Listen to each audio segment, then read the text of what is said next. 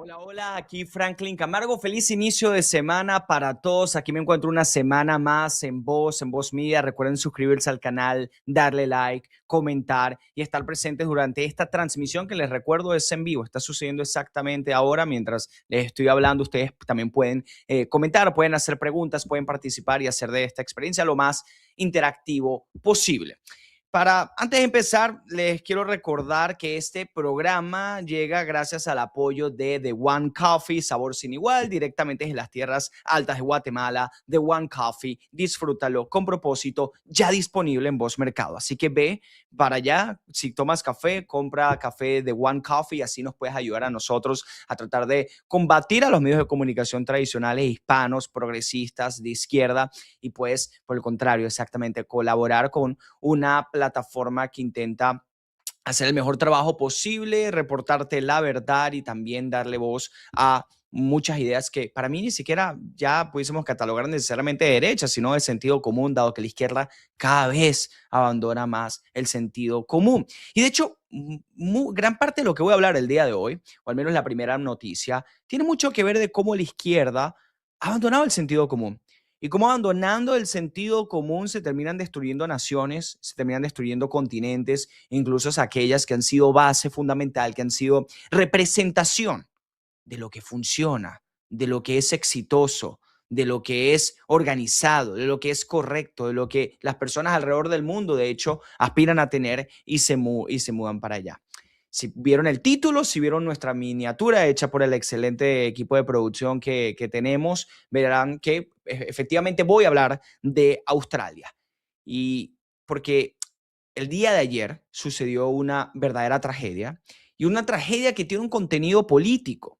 No porque uno tenga la intención de politizarlo, de tergiversarlo, de cambiarlo a su favor, de intentar agarrar una tragedia de una manera muy selectiva y reduccionista para avanzar una agenda, no, sino porque cuando suceden este tipo de eventos, hay que analizar el trasfondo de ello, cómo se dio, qué se pudo hacer para evitarlo, qué está sucediendo.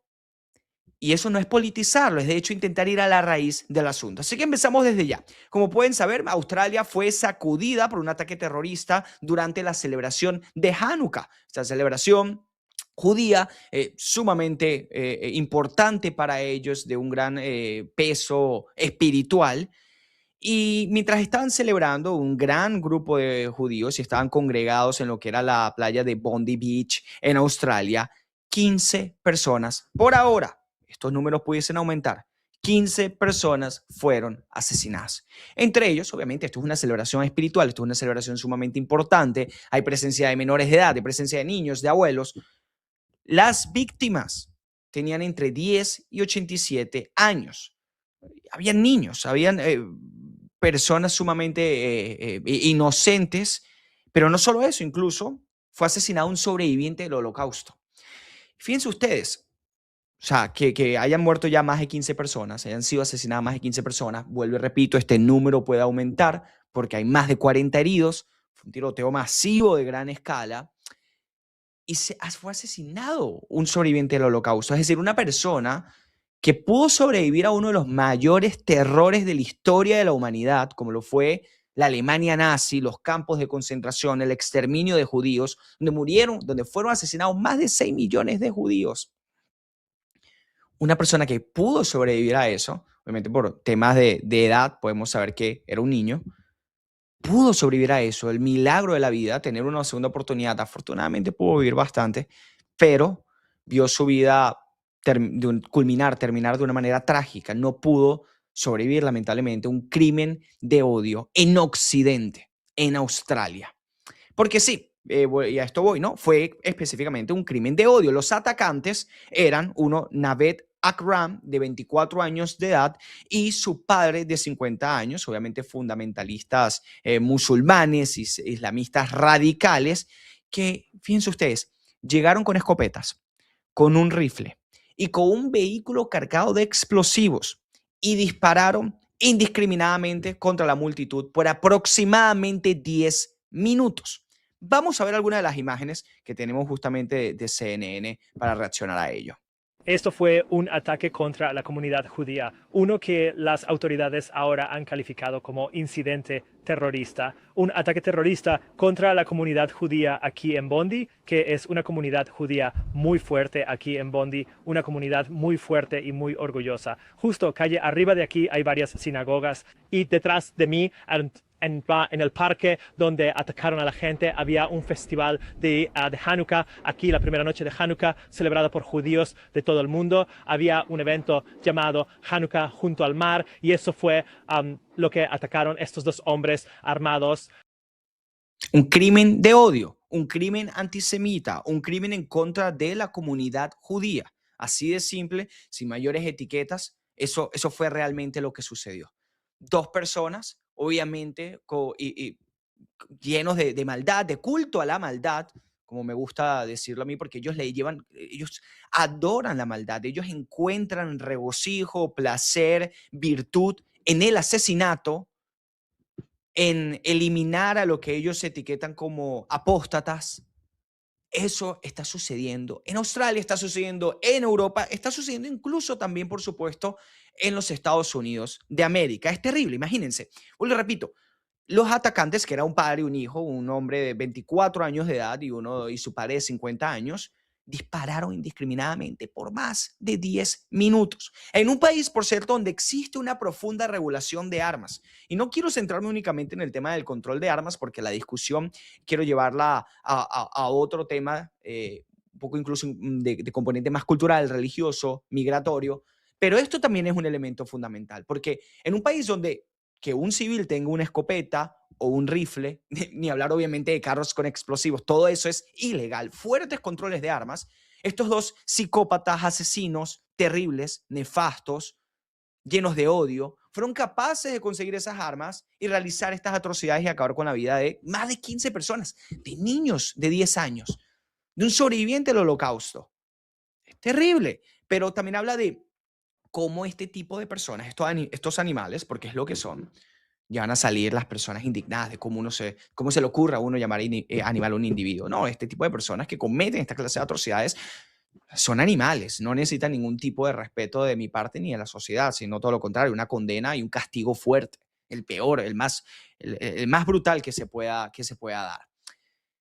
Ellos fueron capaces de conseguir armas en un país donde es ilegal. Esto demuestra que los controles de armas excesivos terminan penalizando y terminan castigando son a los individuos de bien, a los individuos que van a seguir la ley. ¿Ustedes creen que un psicópata musulmán radical islamista que quiera asesinar a judíos va a decir, no voy a conseguir una escopeta porque es ilegal y no puedo tener posesión de ella? Evidentemente no.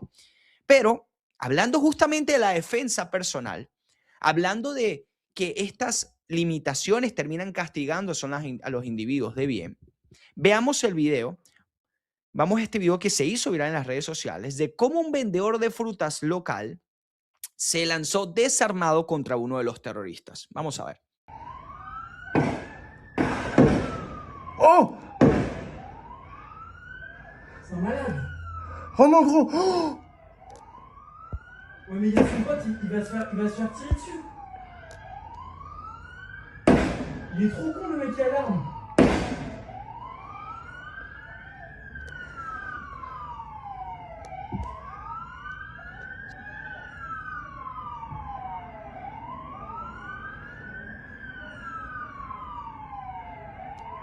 Le mec il est hyper courageux. Oh! Wesh.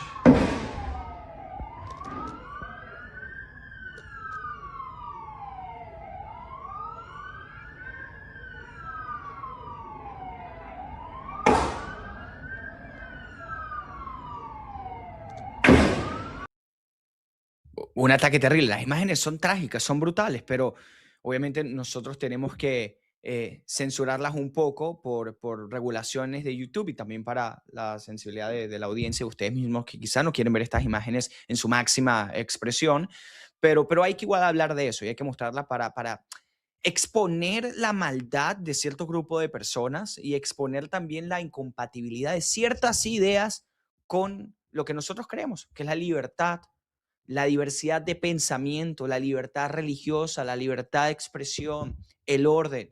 el no lidiar y el no aplicar nuestras diferencias a través de la fuerza, sino a través del debate. Eso es lo que fundó las bases de la civilización occidental y cómo el islamismo radical se contrapone completamente sobre eso. Pero qué valiente que existe una persona, un simple vendedor de frutas, que se lanzó contra uno de los terroristas, los derribó y le quitó el arma. Yo diría, lo digo con total honestidad, o sea, ojalá esta persona también hubiese podido tener un arma para neutralizar al terrorista inmediatamente, porque puso su vida en riesgo y no solo eso. La persona le quita el arma, pero no lo neutraliza, decisión personal completamente respetable, y el terrorista va y camina directamente donde estaba su padre para intentar seguir disparando a personas. Pero igual aplausos obviamente para esa persona, ese civil valiente. Hay algo importante aquí. Y es que, y cabe destacar, por cierto, que muchas personas dentro de la izquierda, defensores del islamismo radical, están diciendo, hey, pero mira el nombre de la persona que ayudó y que intentó neutralizar a este terrorista. Sí, su nombre es Ahmed Almed o Ahmed Al-Ahmed. Perdónenme si no tengo una pronunciación perfecta del árabe, pero sí, es una persona de origen árabe, pero que además es cristiana, no es musulmana radical, no es islamista, tiene 43 años de edad, es decir, una persona sumamente valiente y es una persona cristiana. Y no quiero, a ver, uno no quisiera necesariamente hacer esto una batalla sobre religión, pero es que el Islam radical, los musulmanes radicales son incompatibles con una sociedad cristiana o fundada sobre el cristianismo. Y pongo un ejemplo puntual. Un musulmán puede ser musulmán en una sociedad cristiana, pero un cristiano no puede ser cristiano en un país musulmán, en un país islamista. Es así de simple y es así de claro. Además, cabe destacar que uno de los rifles utilizados por estos terroristas era un rifle Beretta de BRX-1, de Bolt Action, que sale aproximadamente en unos $29,000 australianos. Y esto obviamente hay una investigación que está en curso. No quiero yo conspirar demasiado o divulgar teorías de conspiración, pero habla de que esto obviamente me hace creer a mí que muy probablemente son ataques más organizados. Y de hecho ya se está investigando, reportaba The Guardian, si mal no recuerdo, que Irán pudiese estar detrás. Eso está por verse, pero obviamente al final esto no quita el argumento en contra de estos dos individuos, que para realizar ese ataque y estando dispuestos obviamente a morir realizando el ataque, o a ser heridos o a ser encarcelados, porque de eso no te libras, evidentemente, de esta clase de ataques terroristas, en donde es intentar disparar a la mayor cantidad de personas en la menor cantidad de tiempo, es producto de un adoctrinamiento y de abrazar una serie de ideas completamente nefastas y que hay que rechazar y que no representan las sociedades libres europeas o las sociedades libres de Norteamérica o incluso obviamente Australia, que aunque no se encuentra en el continente europeo, es un ejemplo occidental que vemos. También quiero mostrarles, justamente, mostrarles otro ejemplo de lo que está sucediendo. De lo que está sucediendo con sociedades prósperas, con sociedades libres y con sociedades tolerantes. Porque justo horas después de este ataque, en Holanda, específicamente en la capital de Holanda, en Ámsterdam, cientos de islamistas enmascarados intentaron atacar a una celebración de Hanukkah, a otra celebración de Hanukkah. E incluso algunas personas gritaban, "Kill the Jews", como maten a los judíos. Vamos a ver este video.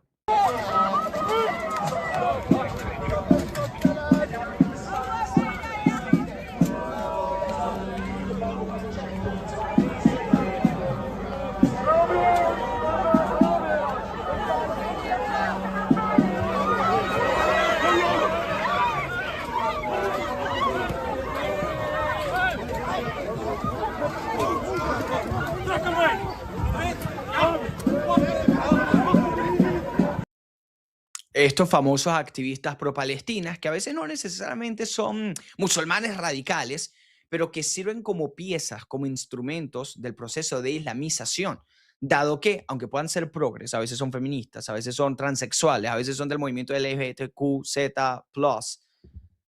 sirven como herramientas para intentar debilitar a Occidente, porque al final el enemigo en común para ellos es el mismo. Por eso uno a veces se pregunta, ¿cómo es posible que haya estos famosos Queers for Palestine?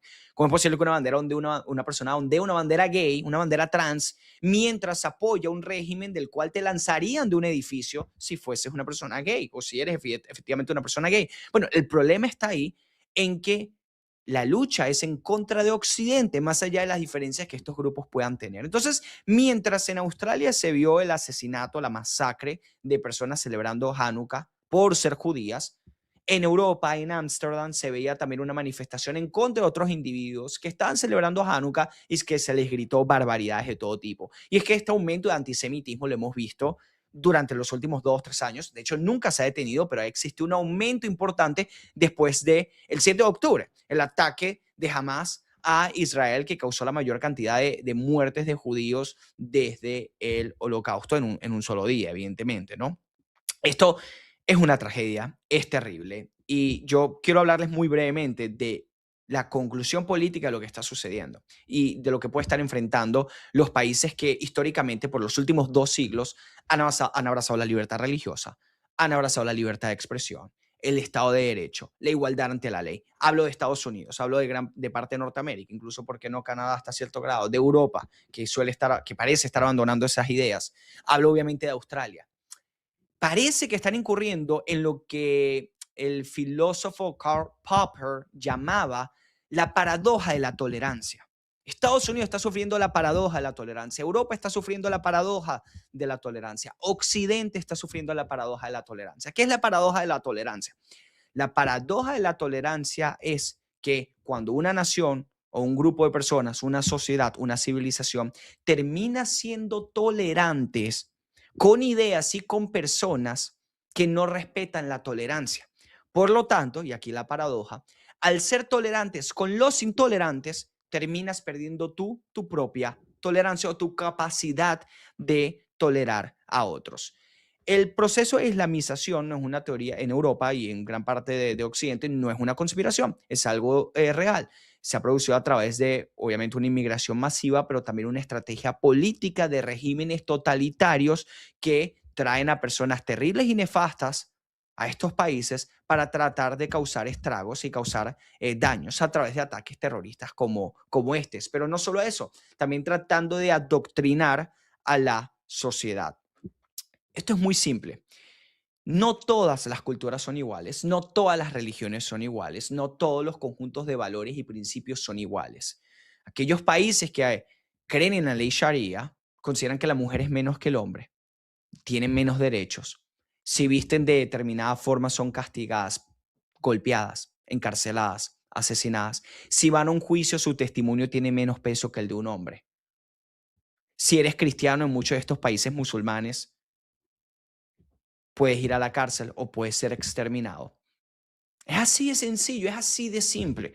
Por lo tanto, al ser tolerantes con este proceso de islamización, al ser tolerantes con musulmanes fundamentalistas que intentan emigrar a tu país, puedes terminar al mediano o largo plazo perdiendo tu propia libertad. Y eso es un verdadero peligro, eso es un verdadero problema. Los invito a que lean un poco más sobre Karl Popper y cómo él habla de la paradoja de la tolerancia, porque la verdad es lo que yo creo que está sucediendo actualmente en gran parte del mundo. Al ser tolerantes, incluso con ideas terribles, nefastas, autoritarias, genocidas, terminas perdiendo incluso tu capacidad de ser tolerante y la tolerancia misma. Es así de simple y así de sencillo, porque los radicales musulmanes, anti-occidente, anticristianos, antijudíos, ellos utilizan la tolerancia como instrumento para al final terminar aplicando y ejecutando su agenda. Pero bueno, entre tanta mala noticia y tragedia, vamos a pasar a una buena noticia. Una noticia que sucedió en la región, en Latinoamérica específicamente, porque Chile ha girado a la derecha. Finalmente, el candidato José Antonio Kast, como lo pueden ver ahí en pantalla, ha ganado una elección presidencial. Y digo finalmente porque José Antonio Kast hace 2 periodos presidenciales perdió unas primarias con Piñera, fallecido ya expresidente chileno, y 5 años después perdió la elección o 4 años después perdió la elección con Boric. Así que finalmente Kast parece que la tercera es la vencida, ha ganado una elección presidencial contra su contrincante, miembro del Partido Comunista, y obtuvo de hecho el 58% de los votos contra 49% de los votos de la candidata del oficialismo, que obviamente es una victoria que refleja una demanda de la población chilena a una serie de ideas. La campaña de Kast se centró en 3 cosas muy simples: es orden, seguridad, crecimiento económico. Tratar de deportar a los inmigrantes ilegales, especialmente aquellos que hayan cometido crimen, proteger las fronteras, mano dura contra los criminales y en cuanto a su propuesta económica, más respeto a la propiedad privada, eliminar ministerios, eliminar el tamaño del Estado, bajar impuestos. Ojalá termine aplicando su agenda.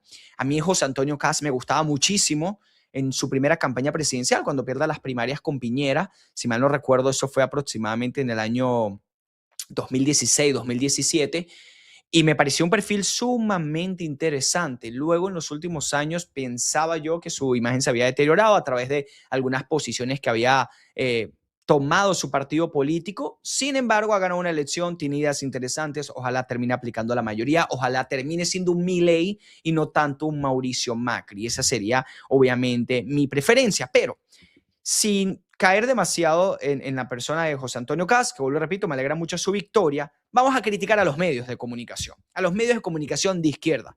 Justo al inicio les decía, apoyen a Voz Media, denle like, suscríbanse, comenten, pueden seguirme también a través de mis redes sociales, búsquenme como Franklin Camargo en Instagram, en TikTok, incluso en Twitter, para que puedas enterarte, ¿no?, de la verdad y también de unos análisis desde un punto de vista conservador, desde un punto de vista de derecha, desde un punto de vista de sentido común. Y yo les decía justamente que nos apoyen porque en Occidente predominan los medios de comunicación de izquierda. Pero entonces vamos a ver qué reacción tuvieron estos medios a la victoria de José Antonio Kast. Miren, yo les tengo varias portadas y se las voy a ir mostrando. Primero voy a mostrar las portadas de Al Jazeera, porque Al Jazeera, ahí lo vemos, califica a José Antonio Kast de ser un candidato far right, candidato, es decir, de extrema derecha. José Antonio Kast es de extrema derecha, dice Al Jazeera. Vamos a ver otra portada, The Guardian. The Guardian habla también del candidato de extrema derecha, José Antonio Kast, favorable a ganar las elecciones en Chile. Y no solo eso, The Guardian también tiene otro headline, otra portada en donde dice que se convierte en el presidente más derechista desde la dictadura de Pinochet. Vamos a ver a PBS News, que también tiene otra portada interesante. Ahí lo vemos, dice, ultraconservador gana en Chile. Fíjense, se habla de extrema, de ultra, se termina inventando palabras para catalogar ideologías de una manera sumamente interesante. Pero bueno, lo utilizan, ¿no? Ultraconservador. ¿Qué crítica vengo yo a hacerle a esto?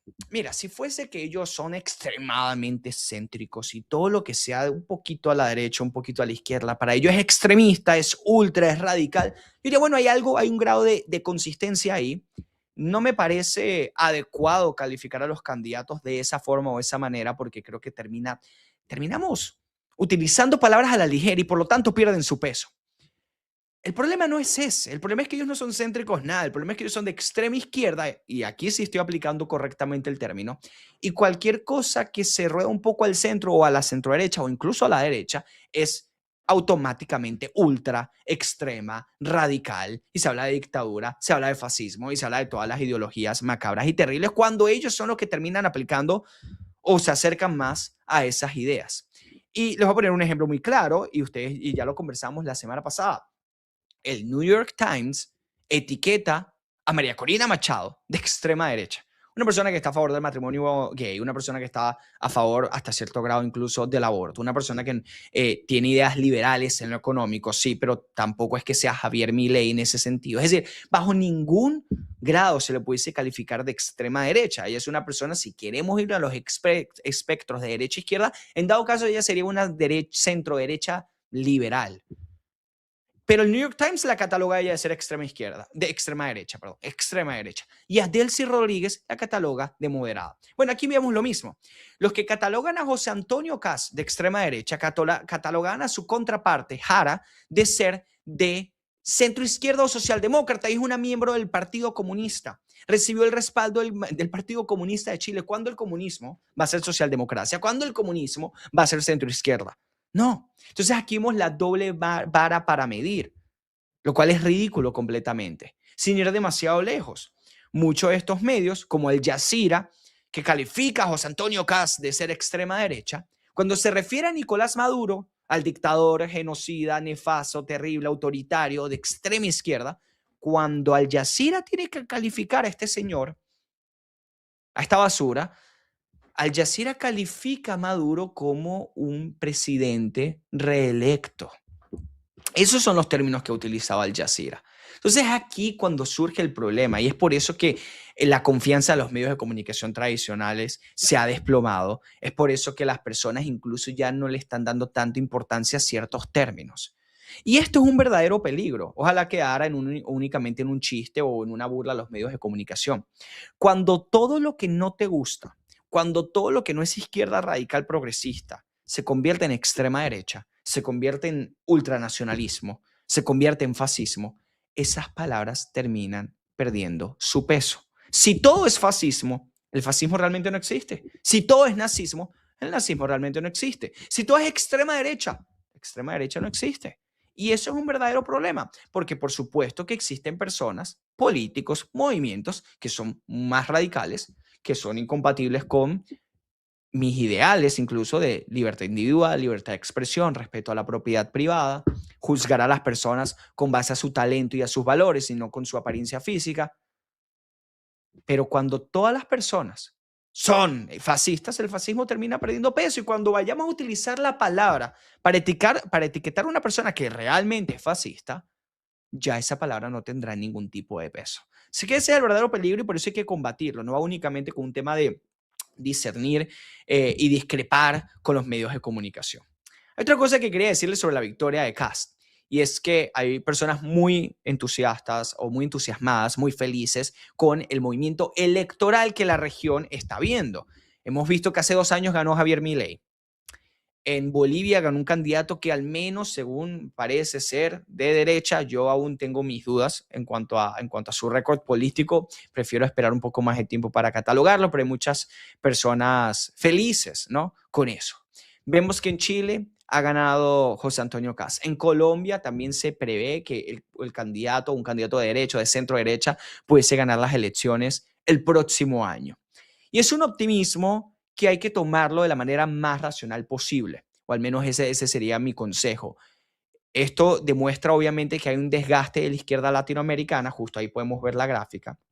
Hay un desgaste de la izquierda latinoamericana, hay un descontento de muchas de estas políticas, de muchos de estos partidos, el desprestigio obviamente de la dictadura venezolana y la inmigración masiva de venezolanos que genera algún tipo de conciencia entre ciertos sectores de la población, y todo esto es sumamente positivo. Sin embargo, aquí es donde la derecha también ha de responder de la manera correcta.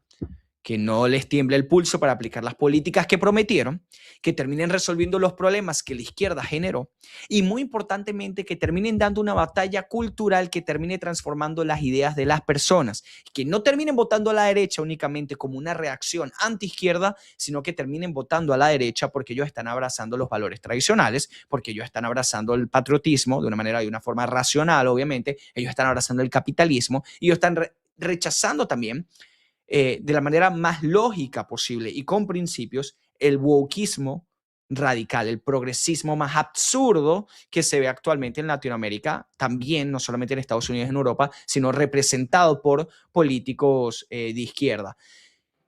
Yo recuerdo que en el año 2015 Macri ganó en Argentina, poco después Bolsonaro ganó en Brasil, Trump ganó en Estados Unidos, Duque ganó en Colombia. Sí que hemos visto estos movimientos a la derecha en la región en el pasado.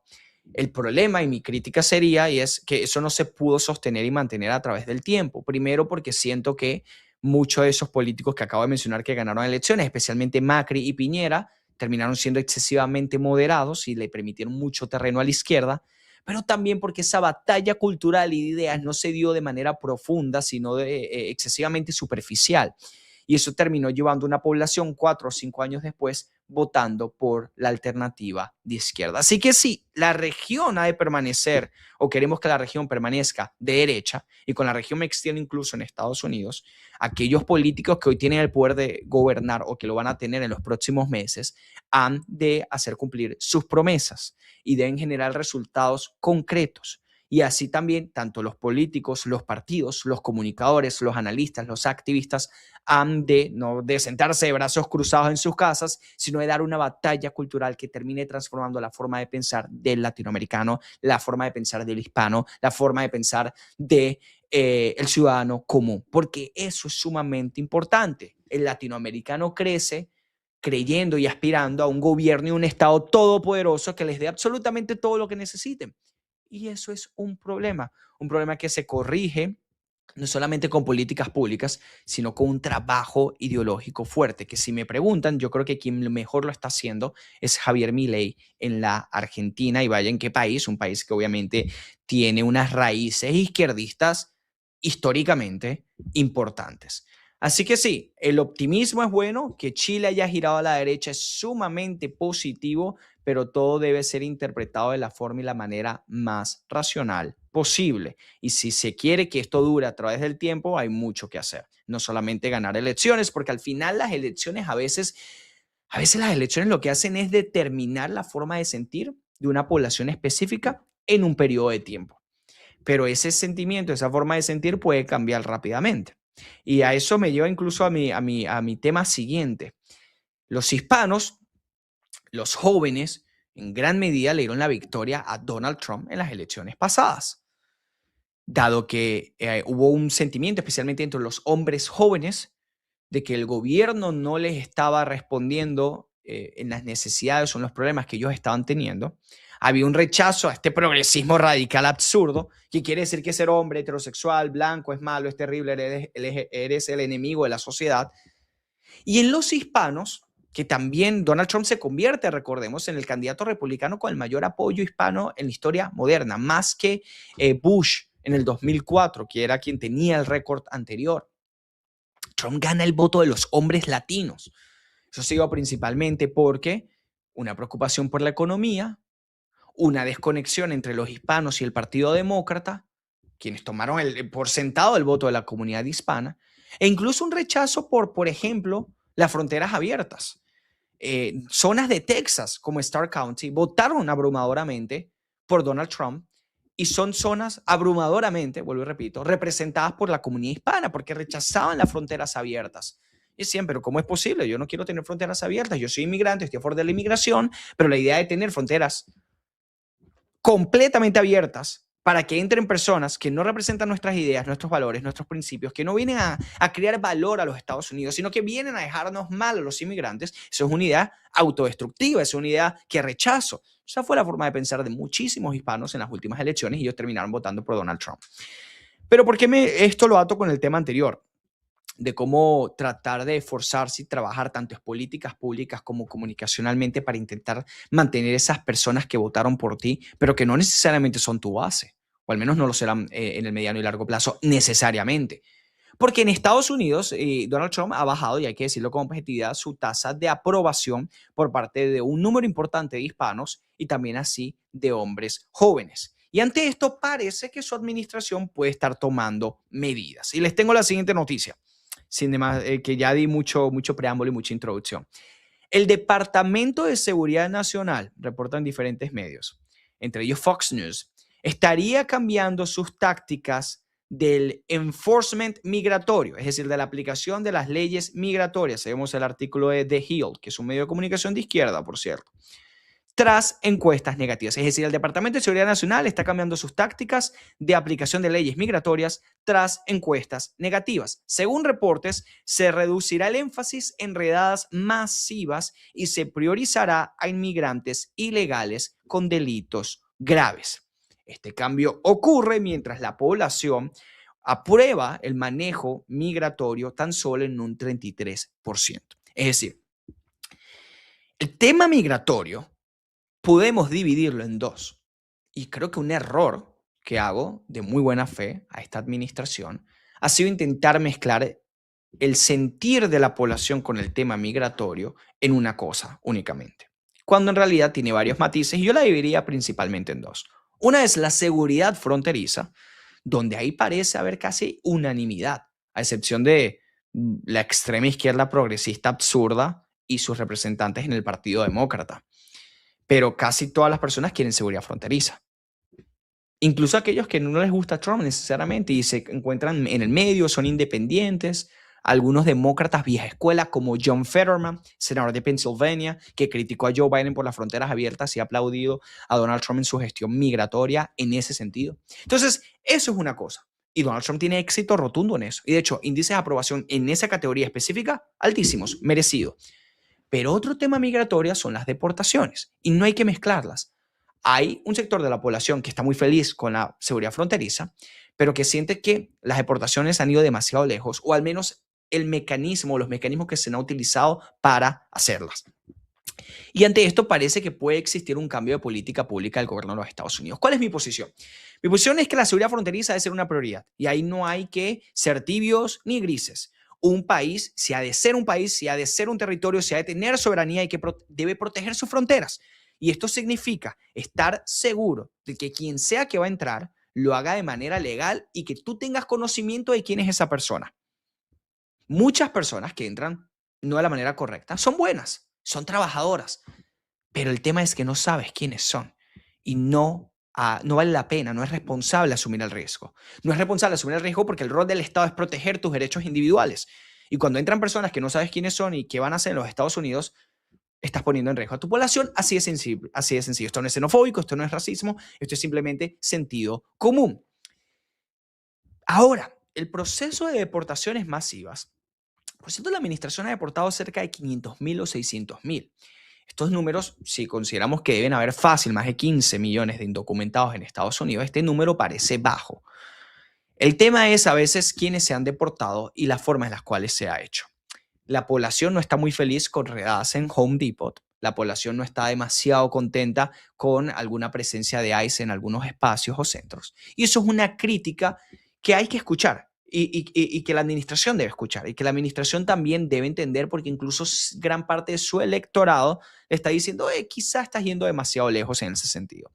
Mi posición es muy clara. Cualquier persona que está ilegal, se justifica que con un debido proceso sea deportada, porque esa es la aplicación de la ley federal. Es así de sencillo. Si una persona entró ilegalmente, eso no quiere decir que sea la peor persona bajo la faz de la tierra, pero sí quiere decir que está sujeto a deportación bajo las leyes federales. Pero cuando hablamos de deportación, dado que deportar es costoso, dado que deportar es difícil, dado que deportar toma su tiempo, necesitas un juicio, porque esto es un país de leyes, necesitas un proceso de detención. De hecho, cuesta más de $17.000, les cuento. Estoy de acuerdo a propias cifras del gobierno federal. $17.000 deportar a un inmigrante indocumentado. Entonces, si el proceso no es tan fácil, hay que tener prioridades. En vez de ir a Home Depot, enfócate en aquellos que tengan crímenes graves. Es un tema de prioridades, es un tema de ser pragmático, es un tema de America First, es un tema de hacer lo que en el corto y mediano plazo va a ser mejor para el país.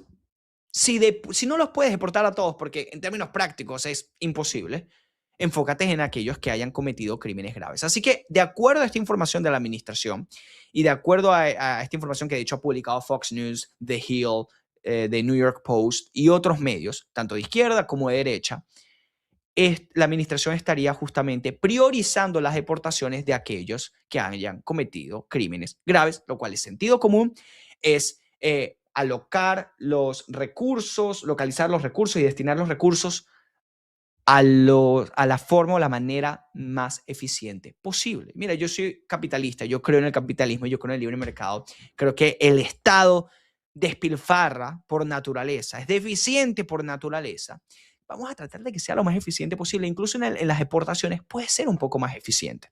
Y esto además, en términos políticos y de encuestas, sería de mucho beneficio porque para nadie es un secreto que incluso personas conservadoras como nosotros entendemos que, mira, si te vas a Home Depot a tratar de detener personas, por encima de detener a un criminal primero, esa no es la idea más popular. No es la idea más popular. Y no es utilizar los recursos de la manera más eficiente posible. Así que la administración me parece que en ese sentido va en la dirección correcta.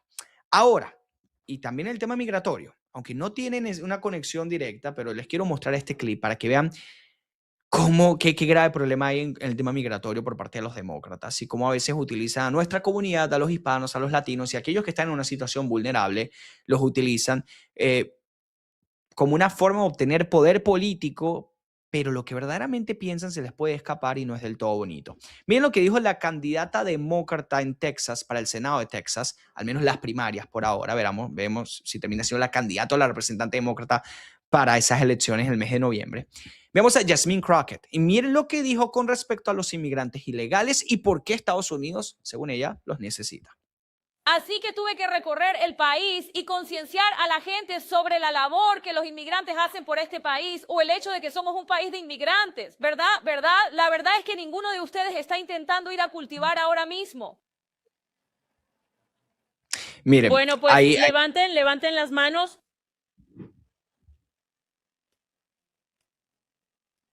Que no, ya terminamos de recoger algodón. Sí, lo estamos. No hay dinero que nos haga volver a una plantación. Así es. Miren, si yo les voy a decir algo, no hay una peor forma de intentar defender a los inmigrantes y a los inmigrantes indocumentados que esta.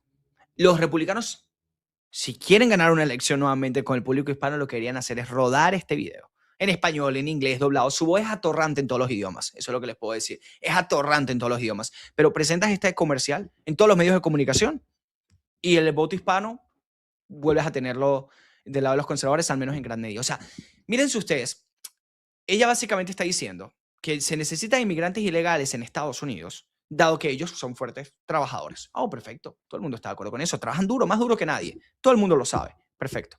Pero después ella hace la pregunta, un poco retórica, un poco capciosa. Pregunta, ¿quién está dispuesto a trabajar? ¿Quién está dispuesto a hacer el trabajo que ellos hacen? Levanta la mano. Oh, nadie levanta la mano. Y luego ella dice, nosotros ya abandonamos las plantaciones de algodón hace tiempo.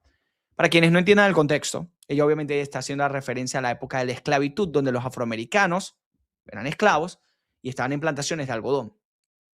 De alguna u otra forma ella está diciendo, dado que los afroamericanos ya no somos esclavos, necesitamos inmigrantes ilegales que hagan el trabajo que hacían los esclavos hace 150 años en Estados Unidos. Mira, yo de verdad... Bueno, hace más de 150 años, perdón, por no ser tan precisos, pero hace 200 años en Estados Unidos y más. Si hay una forma en la cual no deberías defender la inmigración indocumentada, no deberías hacer un caso a favor de los inmigrantes indocumentados, que sí, que rompieron la ley al venir acá, pero son trabajadores muy fuertes que se esfuerzan bastante y que merecen respeto por muchas cosas, por supuesto que sí, pero que también la ley federal estima que pueden ser deportados y eso es completamente legítimo y tiene sentido.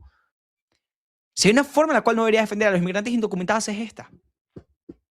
Pero bueno, la inteligencia no es algo que aplique en su vida diaria o el sentido común o el razonamiento crítico. Yo creo que ella no piensa lo que dice antes de decirlo.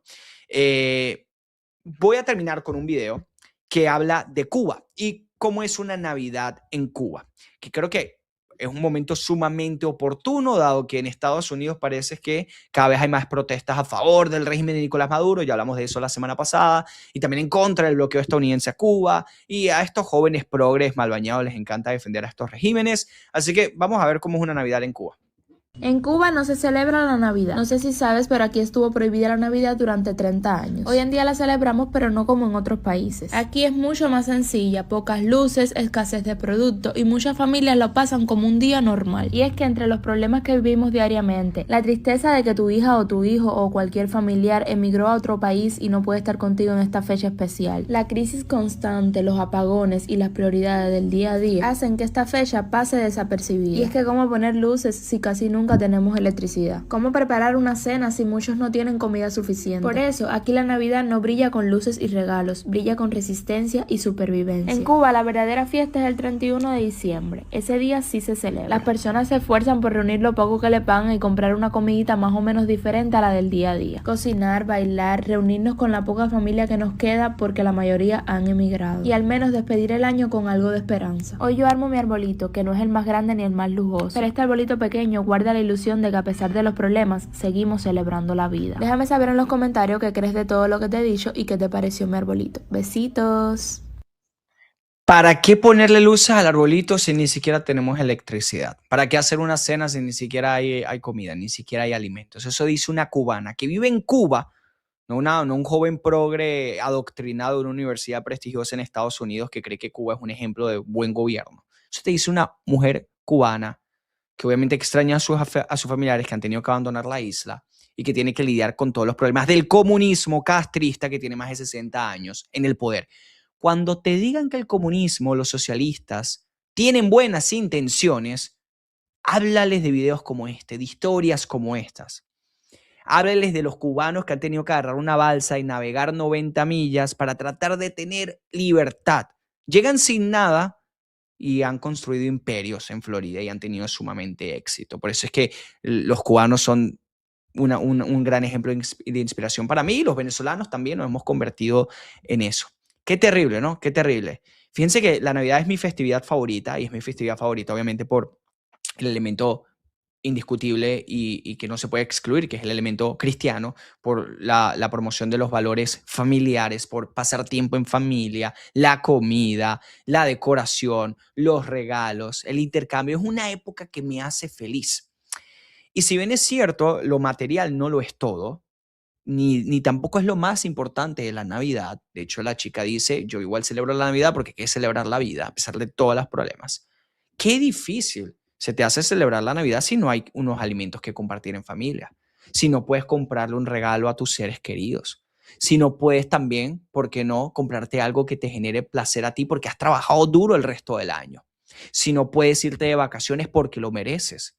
Eso es lo que hace el socialismo. El socialismo es capaz de destruirlo todo, incluso la Navidad.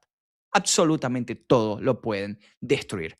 Así que bueno, con eso me voy el día de hoy. El socialismo es una ideología malvada. Hay que repetirlo cuantas veces sea necesario. No es un debate que haya culminado. Muchos pensaron que con la caída del muro de Berlín y el fin de la Unión Soviética, listo, ganamos el debate. No, para nada. Miren Nueva York, la ciudad más importante del mundo. Eligió a un socialista que cita a Marx y que quiere nacionalizar apartamentos y dárselo a los pobres, ¿no? Como Fidel Castro y como Hugo Chávez. Así que esta batalla nunca terminará y por eso necesitamos tu apoyo. Dale like, comenta este video, suscríbete a nuestro canal, sígueme en mis redes sociales. Gracias por acompañarme en este nuevo episodio y nos vemos el próximo lunes, la próxima semana. Veremos qué noticias tendremos en estos 7 días. Seguramente tendremos también mucho que hablar, como siempre. Hasta la próxima.